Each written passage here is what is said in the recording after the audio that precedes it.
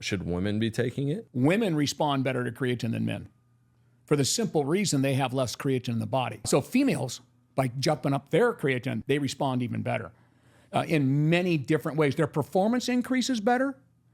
Their body composition becomes better. And the old thing about, well, I don't want to put on too much muscle. Well, God, I wish it was that easy. It doesn't work that way. Yeah. All it does give you a little more energy to put on whatever natural muscle you would be putting on. Without it, it just does it a little better. Yeah. And it makes it muscle in more quality as well. So that one's at like 2.5 million total views. Two big questions that came along with that. What is the impact on women's hormones with creatine supplementation? Yeah. We don't see any impact on creatine isn't causing any significant alterations in their hormones. We know that what it does in the body, it can increase growth hormone a little bit. Same thing with a female, right? Everything a little bit less in a female when as far as because the hormones are different. Right. They have more estrogen and progesterone, and we have the testosterone and so forth. So what we do know, and here's the theory behind creatine working so well for females, and especially the athlete, we study them. When you look at the menstrual cycle, it's about 30 days, whatever you want to call it. And you've got your menses for three or 4 days, and then you go into your follicular phase, which is about 10 or 14 days. And that's when estrogen and progesterone are a little bit lower. So your creatine kinase, which is the enzyme that puts the phosphate on your creatine to make it energetic, right? So you have more ATP. That starts to move up with estrogen and progesterone. By the time you get to the luteal phase, you get to a peak right in the very beginning. You then in follicular during ovulation, and then you go into the luteal phase.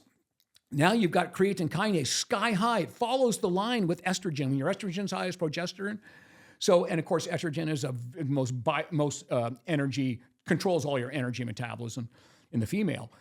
So this is a great time because what you end up doing when you get to the luteal phase, the female, you end up burning protein and you're draining your carbohydrates and so forth. So this is a great time where creatine source can really make a difference in the female performance and that includes the brain and everything else too. So so using it through, that's sort of the mechanistic reasoning for using creatine in the female as the creatine kinase goes up, which is just the enzyme that converts creatine to a energy molecule, is it goes up with your hormones. So your hormones are actually driving the creatine, but you don't have the creatine, it's not going to do you any good. So that's why you would take the creatine during that period for sure. You can just take it the whole time, doesn't matter. But I'm just saying that's be most effective during that period. So you can keep your losing muscle, you can keep your glycogen storage, and you can really perform well during that with the extra creatine too.